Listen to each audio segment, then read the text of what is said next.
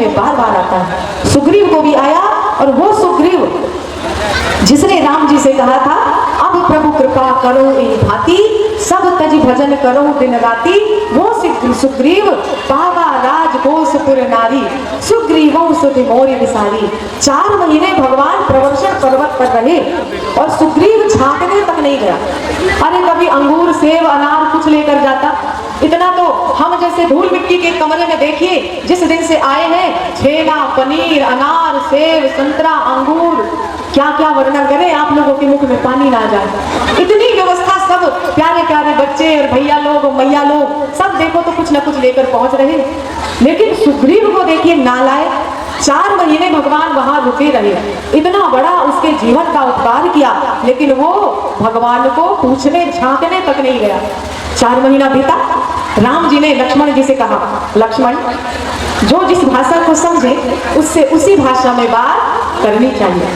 राम जी ने कहा, जय सरहतों मूड कह काली, इसी बाण से यही सरहतों मूड कह काली, जय सायक मारा मैं बाली। जिस बाण से मैंने बाली को मारा था उसी बाण से सुग्रीव को भी मारूं। लक्ष्मण जी ने कहा, भैया ये मेरा फेवरेट काम है, ये काम तो आज मुझे करने दीजिए।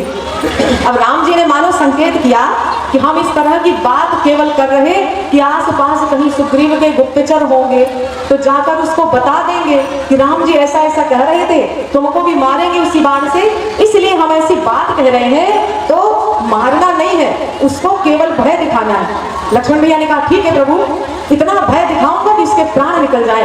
राम जी ने कहा, नहीं, इतना भय दिखाना, इतना भी मत दिखा देना कि वो भय के मारे भाग जाए, ऐसा भय दिखाना कि डर कर वो वापस रक्षा के लिए फिर हमारे पास आए। और लक्ष्मण भैया सीधे पहुंच गए। उनकी पत्नी भाभी तारा जी को पता चला कि लखनलाल जी आ रहे हैं, और वो भगवान की भक्ता थी, लक्ष्मण जी को पहचानती थी कि भगवान साक्षात श्री हरि नारायण है। और लक्ष्मण जी शेषनाग, लक्ष्मण जी गए सीधा बेडरूम में सुग्रीव के पलंग में। क्यों सुग्रीव के पलंग में बैठे? इसलिए कि थोड़ी बहुत भी उसको झलक मिल जाए, तारा देवी उनको समझा दे कि साक्षात शेषनाग है, और इसलिए उनके पलंग में बैठ गए कि दोबारा इस पलंग में इनको नींद आने वाली नहीं है। बोलिए राजा रामचंद्र भगवान की। तो भय का वातावरण बना। हनुमान जी महाराज ने सारी स्थिति संभाल ली और झुकते ही कह दिया, महाराज आपको नमस्कार है। सुग्रीव महाराज अपने काम में लगे हैं, अनेक वानरों को भेज चुके हैं कई दिशा में, भेजा कुछ नहीं। इसलिए तो लोग हनुमान जी के चरणों में पढ़ते हैं कि और देवता चित्त न धरई, हनुमत से सर्व सुख करई। बोलिए हनुमान जी महाराज की। हनुमंत लाल जी ने सारा मामला संभाल लिया। सब लोग सुग्रीव, हनुमान जी, जामन जी दौड़े दौड़े राम जी के पास आए, और सुग्रीव, महाराज सुग्रीव ने सभी वानरों को आदेश दिया कि कुछ उत्तर में, कुछ पूर्व में, कुछ पश्चिम में जाए, और सबको 1-1 महीने का समय दे दिया कि 1 महीने में श्री सीता जी की कोई ना कोई खबर लेकर लौट कर आना, और खबर लेकर आना, कोई खाली हाथ नहीं आना। कोई खाली हाथ आ जाए तो ऐसा ना हो कोई जाए और महीने भर सोता रहे, लौट कर आए बोले हमें कुछ नहीं पता चला।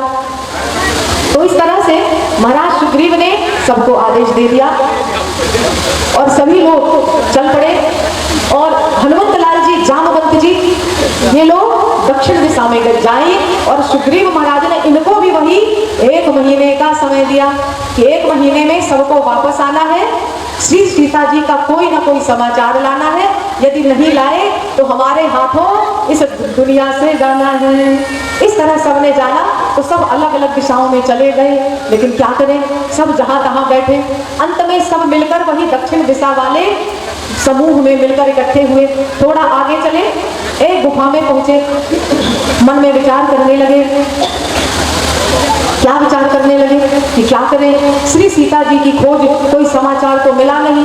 ढूंढते ढूंढते प्रवर्षण पर्वत से कहां समुद्र पहुंच गए, लंका की छोर पर, वहां सब एकत्रित हो गए। अब क्या करें, खबर तो सीता जी की मिली नहीं, तो यदि लौट कर जाए तो सुग्रीव महाराज मारे, यहीं पर रुके तो भूख के मारे जान चली जाए। हे प्रभु अब क्या करें। तभी संपाति, जो जटायु का भाई था, बड़े प्रसन्न होकर बात करने लगा कि बहुत बढ़िया है, इतने सारे वानर हैं यहाँ पर, भूख हड़ताल में बैठे हैं, एक एक करके मरेंगे और बैठे बैठे मेरे भोजन नाश्ता कलेवा की व्यवस्था हो गई। लेकिन तभी जब बंदरों ने सुना तो उन्होंने कहा लो एक और मुसीबत। तो वानर लोग आपस में बात करने लगे।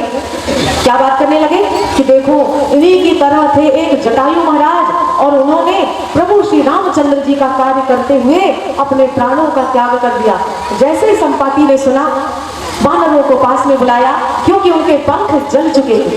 एक बार दोनों भाई सूर्य को पकड़ने चले तो जटायु महाराज गर्मी लगी तो लौट आए, संपाति और ऊपर चले गए, उनके पंख जल गए, वो नीचे आकर गिर गए। संपाति ने अपनी सारी कथा बताई और उन्होंने कहा कि मैं यहाँ से 100 योजन पार देख सकता हूँ, और मुझे पता है कि श्री सीता जी लंका में रावण लेकर गया है, अशोक वाटिका में बैठी हुई है। और यही खबर गुफा में रहने वाली गुफा की जो स्वामिनी थी स्वयं प्रभा जी, उन्होंने भी बताई। लेकिन संपाति जी ने कहा कि सीता जी को यदि देखना है, इस समाचार को पक्का करना है, तो वहां जाना पड़ेगा। अब समस्या आई कि जाए कौन? 100 योजन समुद्र को लांघ कर कौन जाए?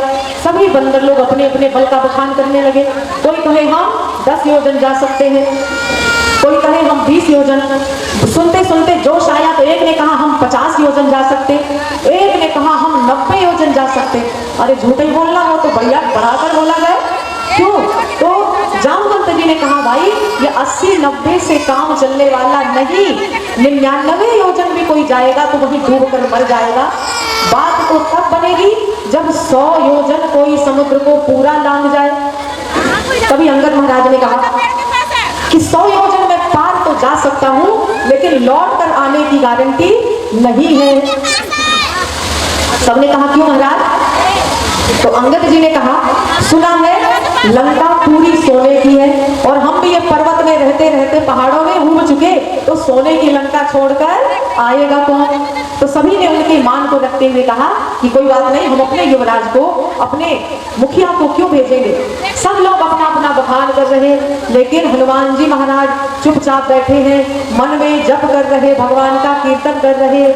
श्री राम जय जय राम, श्री राम जय जय राम, श्री राम जय जय राम, जय सिया राम, जय जय सिया राम, जय सिया राम, जय जय सिया राम, जय सिया राम, जय जय सिया राम।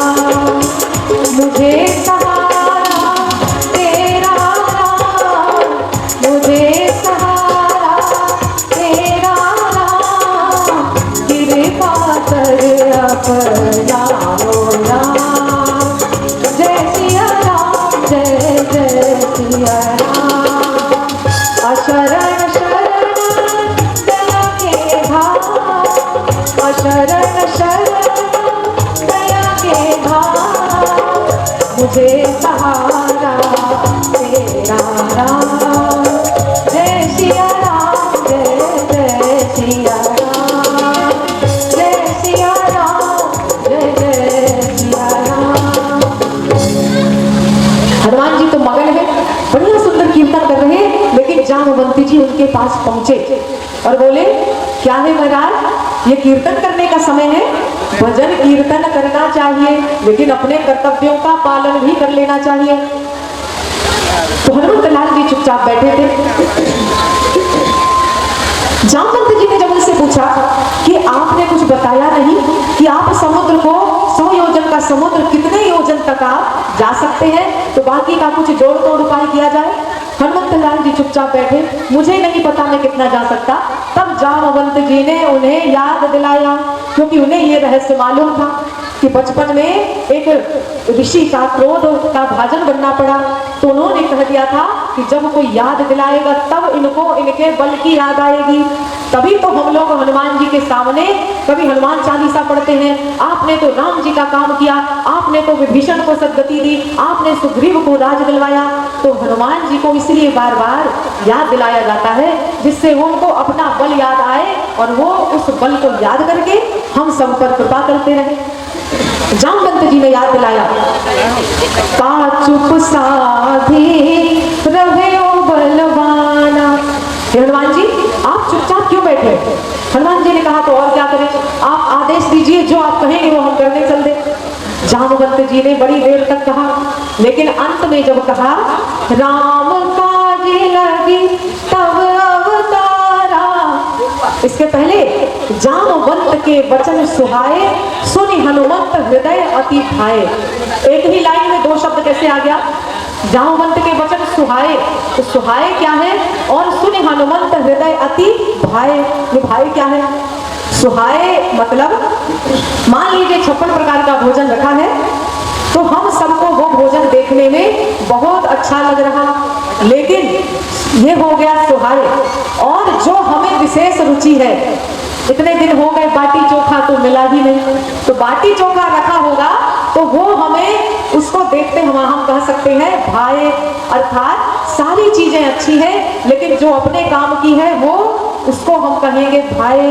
तो हनुमान जी से जामवंत जी ने बहुत सी बातें कही, लेकिन जैसे ही उन्होंने राम काज लगी तब अवतारा, ये शब्द सुनते ही हनुमान जी को भाग गया और सुनते ही भयउ पर्वताकारा, जोश में आ गए। बोलिए, कहिए महाराज क्या करना है? आप 100 योजन की बात कर रहे हैं, हम 100 योजन पार करके जाएं और रावण को वहीं मसल कर खत्म कर दें, श्री सीता जी को उठाकर ले आए, या तो कहिए पूरा त्रिकूट पर्वत जिस पर लंका बसी है उसको ही उखाड़ कर लाएं, यहाँ रख दें। जामवंत जी ने कहा महाराज पहले तो आप नीचे आइए, नीचे आइए हमारे लेवल पर, तब हमारी आपकी बातचीत हो। हनुमान जी नीचे आए, जामवंत जी ने समझाया, इतना तात करहु तुम जाई, सीतहि देखी कहूँ सुधि आई। जामवंत जी ने जब इतना कहा, हनुमंत लाल जी समझ गए। सभी वानरों ने राम जी को प्रणाम किया, हनुमंत लाल जी ने भी प्रणाम किया। तो राम जी ने आते समय हनुमान जी को अपनी एक मुद्रिका प्रदान की। क्यों? क्योंकि वो राक्षसों का, मायावी राक्षसों का नगर, कहीं ऐसा न हो हनुमंत लाल जी जाएं और श्री सीता जी को भरोसा ही न हो कि ये राम जी के द्वारा भेजे गए, इसलिए राम जी ने अपनी अंगूठी दी। अब किसी के मन में आया वो अंगूठी आई कहां से? कहीं वो अंगूठी तो नहीं जो श्री सीता जी ने केवट को देने के लिए दी थी? नहीं, श्री सीता जी की अंगूठी भला राम जी की अंगूठी में फिट कैसे होगी?